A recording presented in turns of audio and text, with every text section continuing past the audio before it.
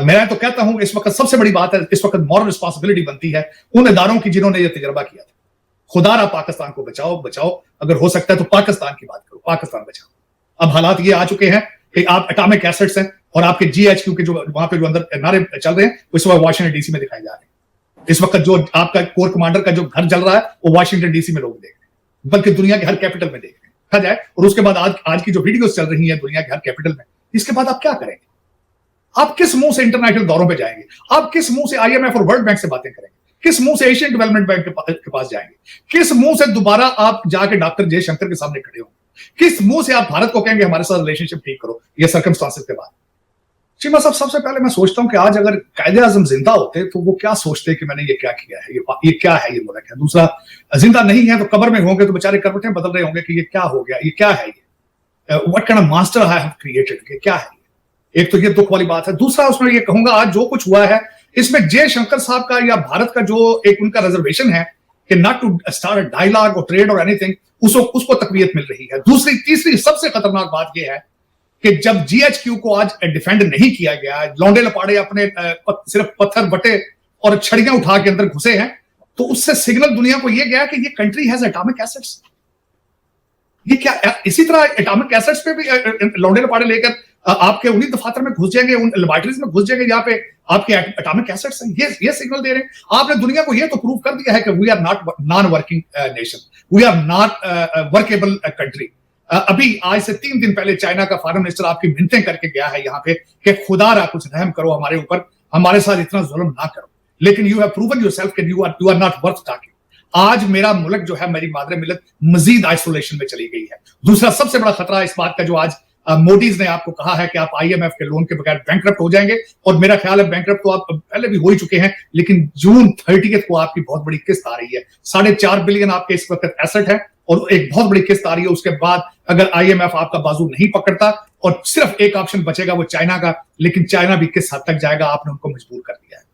आज मैं समझता हूं, जो अब खान साहब पे बात करते हैं, खान साहब के बारे में बिल्कुल आपने बिल्कुल सही फरमाया। खान साहब ये चाहते थे। आज खान साहब ने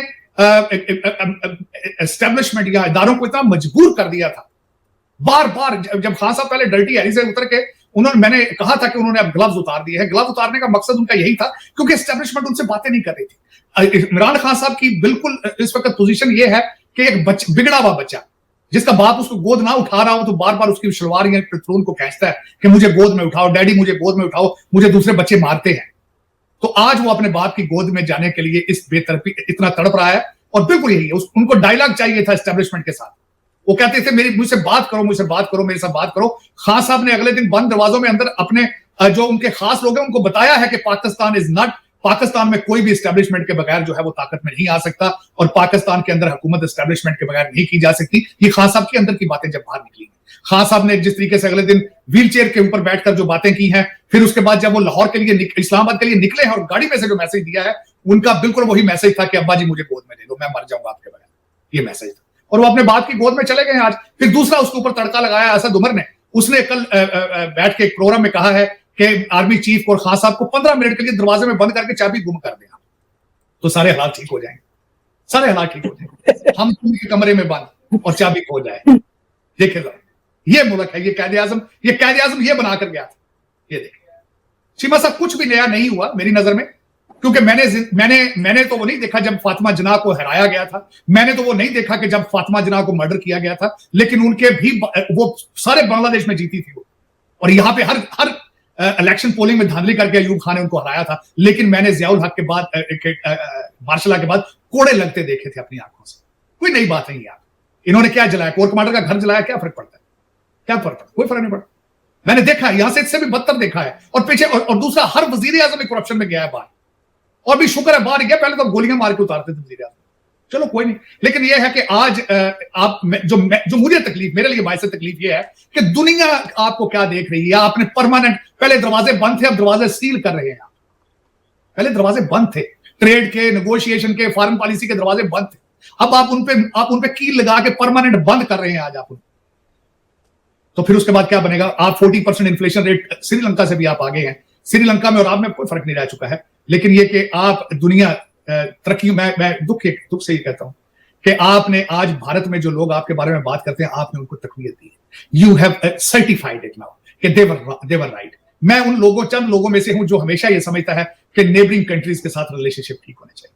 आप ट्रेड की तरफ जाएं, आप डिजिटल पाकिस्तान बनाएं, आप इंग्लिश और मैथ पढ़ें। लेकिन मेरा ख्याल एक दीवाने का ख्वाब है, ये डे ड्रीमिंग है, एक फिक्शन है।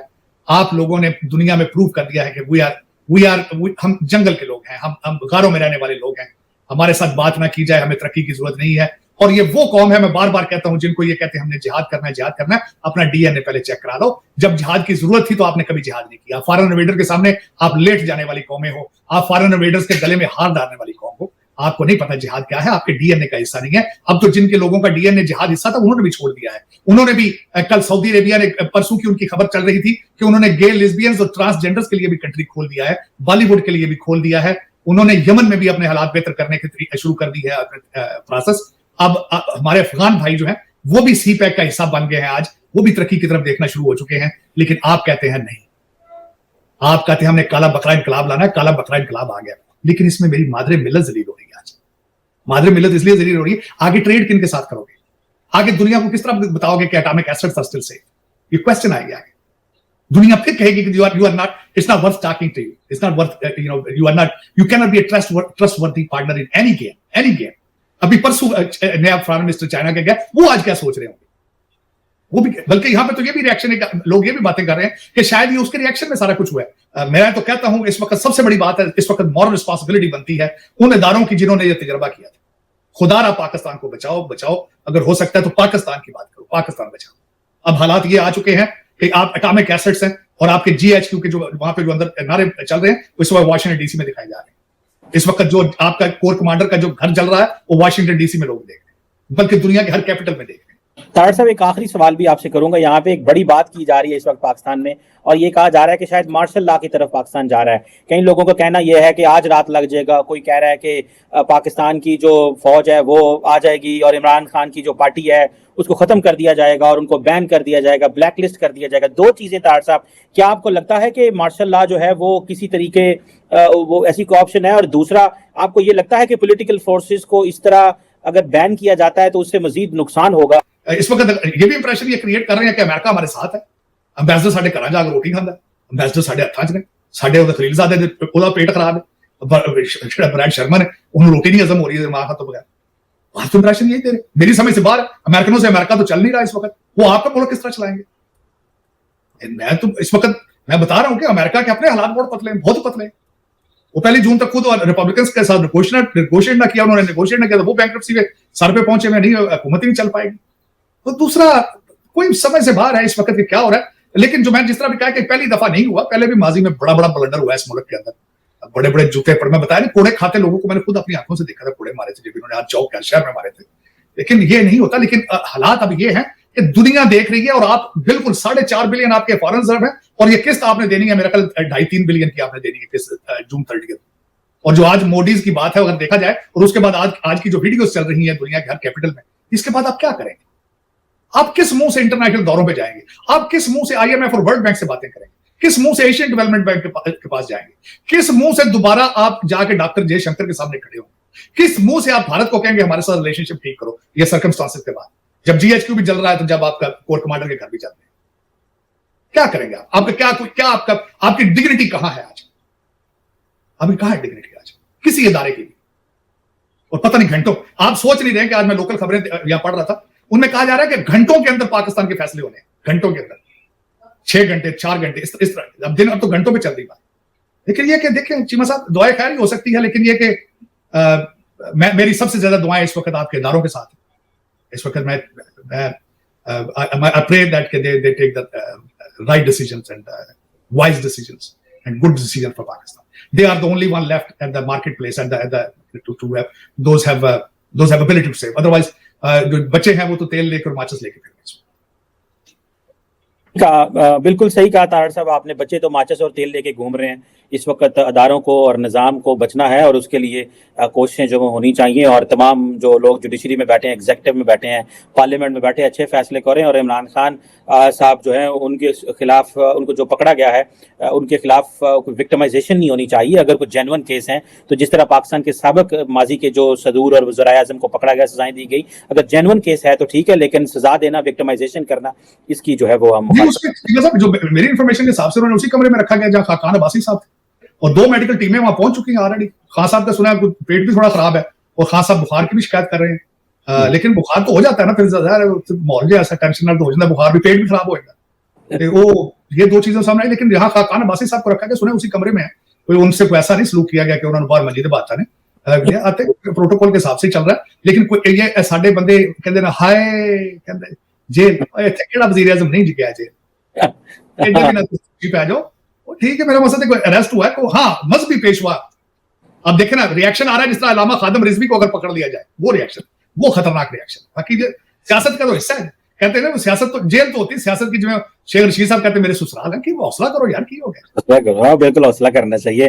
हुटरा तो घूमना जो हुटर के पीछे टाँट आए हुए नहीं मजे आते, थोड़ी जेल में भी जाना पड़ता है, नहीं होता है। तो दोस्तों जैसे कि आपने क्लिप में देखा कि भाई पाकिस्तान मतलब कि भाई भारत से कितना पीछे रह चुका है 69 वर्ष से, मतलब कि आज़ादी के 69 वर्ष मतलब कि 79 ईयर्स, 79 वर्ष कहेंगे अब से, 79 ईयर्स के बाद भी पाकिस्तान मतलब कि भाई भारत से इतना पीछे है ना, मतलब कि भाई बराबरी का तो छोड़ो, मतलब कि जब बंटवारा हुआ था 1947 में, ठीक है भाई, मतलब कि तब पूरा आधा आधा हिस्सा दिया गया था, मतलब कि भाई साहब धर्म के आधार पर मतलब कि बांटा गया था देश को, ठीक है, और उसके मतलब कि मज़हब के आधार पर कहना सही रहेगा, मज़हब के आधार पर देश को बांटा गया। और उसके बाद में भाई साहब जो मुस्लिम आबादी के जो क्षेत्र था वो पाकिस्तान को दिया गया, और क्या बोलते हैं भारत को, मतलब कि एक तरीके से 3 ग्रुप बनाए गए थे, लेकिन वो 3 ग्रुपों में से भी मतलब कि 2 ग्रुप पाकिस्तान को दिए गए थे, मतलब कि बड़ी मेहरबानी हुई थी पाकिस्तान पर। तो ठीक है वैसे 2 ग्रुप, क्योंकि आज का जो बांग्लादेश है वो पाकिस्तान का, ईस्ट पाकिस्तान का हिस्सा था, ठीक है वैसे ये पाकिस्तान का हिस्सा था, ईस्ट पाकिस्तान कहा जाता था।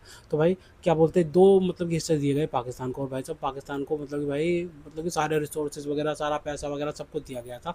लेकिन भाई साहब आज भारत मतलब कि भाई क्या बोलते हैं दुनिया की चौथी मतलब सबसे बड़ी अर्थव्यवस्था है, और ठीक है भाई भारत 4 ट्रिलियन की इकोनॉमी है, ठीक है भाई साहब भारत के फॉरेक्स रिजर्व्स भाई साहब 700 बिलियन के मतलब कि 692 बिलियन डॉलर है, 700 के आसपास रहते हैं भाई, 700 बिलियन डॉलर के, ऑलमोस्ट 700 बिलियन डॉलर के फॉरेन रिजर्व भारत के पास में है, ठीक है भाई साहब। और क्या बोलते हैं पूरी आधी मतलब कि पूरी दुनिया के साथ में भारत की ट्रेड है, ठीक है भाई साहब, फॉरेक्स रिजर्व्स भी बहुत तगड़े हैं, और भाई साहब मतलब कि भाई 600 के करीब में, मतलब कि 600 से 700 800 टन है, आई एम करेक्ट, 800 टन के करीब भारत के पास सोना हो चुका है, सोना, ठीक है भाई साहब, गोल्ड रिजर्व है भारत के पास में। तो भाई पाकिस्तान के पास में क्या है, कुछ भी नहीं है पाकिस्तान के पास में भाई, पाकिस्तान के पास में 1-2 अरब डॉलर जो होगा ना, 1-2 बिलियन डॉलर जो होगा मतलब कि फॉरेक्स रिजर्व, वो भी भाई सब मांग के डाला हुआ है, थोड़े से चाइना से ले लिए, तो थोड़े से सऊदी अरेबिया से ले लिए, और कुछ ले रखा भाई साहब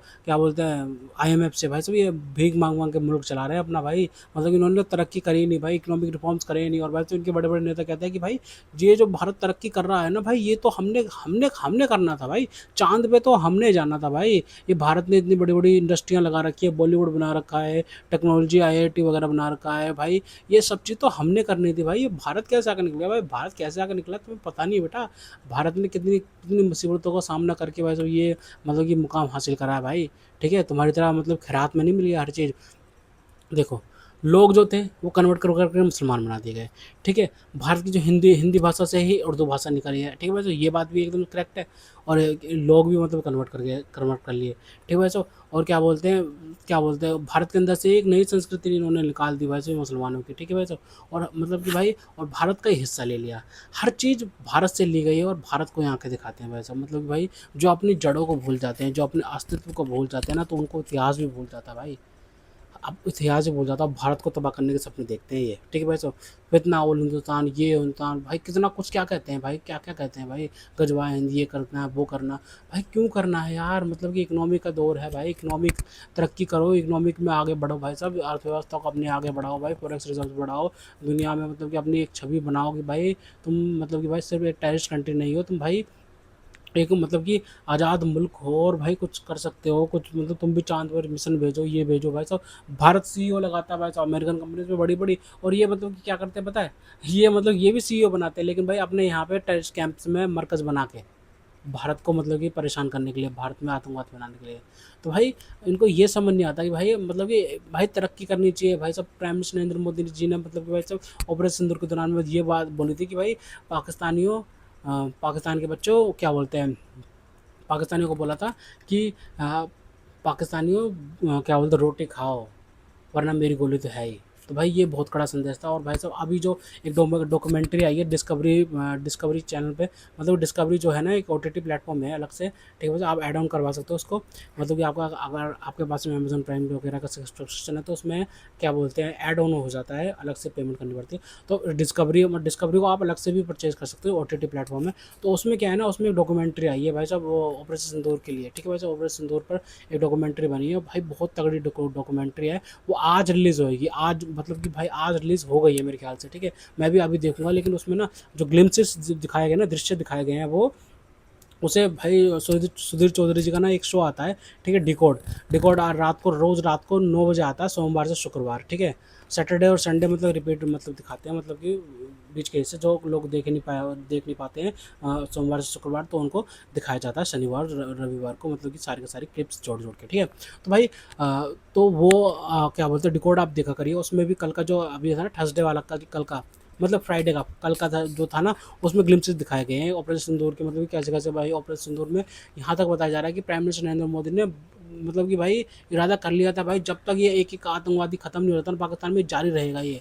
और भाई प्राइम मिनिस्टर नरेंद्र मोदी बिल्कुल भी रोकने के मूड में नहीं थे इस ऑपरेशन को, ठीक है भाई साहब। वो तो पाकिस्तान भाई जो हाथ फैलाता हुआ चला गया था अमेरिका के पास में, ये पास में वो पास में, कि भाई हमें बचा लो, भारत से हमें बचा लो। फिर भारत ने दिया करके भाई से बंद कर दिया, मतलब कि अभी भी स्टैंड बाय पे है, मतलब कि भाई अटैक करना बंद कर दिया था।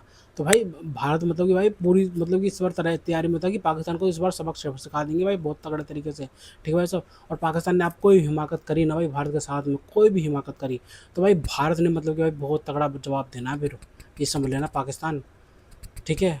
तुम वजूद में तो आ गए और तुम्हारा मतलब कि तुम भाई मतलब कि ये अपनी अपनी क्या बोलते हैं इतिहास को, अपनी जड़ों को नकारते हैं। कैसे नकारते हैं भाई, देखो भारत आज़ाद हुआ था 15 अगस्त को, और क्या बोलते हैं, और ये कहते हैं भाई चलो पाकिस्तान को चल वो क्या बोलते हैं, पाकिस्तान बना था 14 तारीख को। ये कहते हैं कि भाई साहब हम आज़ाद हुए थे, लेकिन भारत से भी पहले आज़ाद हुए थे, तो हम भारत से एक दिन बड़े हैं। यार कौन इनको समझाए भाई, इनके मतलब कि भाई इनके ये जो क्या बोलते हैं लाहौरी लोग हैं ना, इनको भाई लगता है रोटी नहीं खाते हैं भाई, ये लगता है लाहौरी चूरन खाते हैं जो इनकी स्टैब्लिशमेंट देती है कि भारत आजा खा जाएगा। भाई इनको ये समझ नहीं आता कि भाई भारत तो पहले से ही था यार, मतलब कि इनको समझ में नहीं आता भाई, भारत तो तुम्हारे मतलब तुम्हारी नस्लों से, मतलब कि नस्लों से बता रहा हूँ मैं भाई, हज़ारों सालों से भारत है। 5 से 6 हज़ार का इतिहास तो वैसे ही मिलता है साइंटिस्टों को, 5 से 6 हज़ार साल। और वैसे पता नहीं कितने लाखों साल से है भारत, ठीक है भाई, लाखों भाई, जब से पृथ्वी है जब से भारत है। ये कहते हैं हम भारत से एक दिन बड़े हैं, और हमें आज़ादी पहले मिली थी, भारत को बाद में मिली थी, ठीक है। और कहते हैं कि भाई हाँ हाँ हमें तो आज़ादी मिलती है, यार तुम्हारा जन्म हुआ था यार, happy birthday to you, belated happy birthday. भाई मैं बता रहा हूँ कि भाई पाकिस्तानियों को मतलब कि आइडेंटिटी क्राइसिस है, साजिशदारों सही बोलते हैं भाई कि इनको आइडेंटिटी क्राइसिस है। इनको ये नहीं पता मुगल हैं, अफगानी हैं, लाहौरी हैं, कौन है ये पाकिस्तानी, पाकिस्तानी कौन है, कौन होती है, कौन है भाई, कौन सी कौम है भाई पाकिस्तानी, समझ नहीं आता भाई। इन्होंने पाकिस्तानी कौम बना रखी है, और भाई साहब पूरी दुनिया में नाम ख़राब कर रखा, पूरी दुनिया में। कोई भी देश इनको मतलब कि भाई किस नाम से जानता है आपको पता ही है, ठीक है भाई। तो खैर तो दोस्तों अगर आपको हमारी ये वीडियो पसंद है तो कम से कम व्हाट्सएप पर जरूर शेयर कीजिएगा, साथ साथ चैनल को सब्सक्राइब करके हमारा मनोबल जरूर बढ़ाएगा, ताकि हम आपके लिए ऐसे ही मनोरंजन वीडियोज़ बनाते रहें। तो गाइस मिलते हैं आपसे अगले वीडियो में, तब तक के लिए जय हिंद।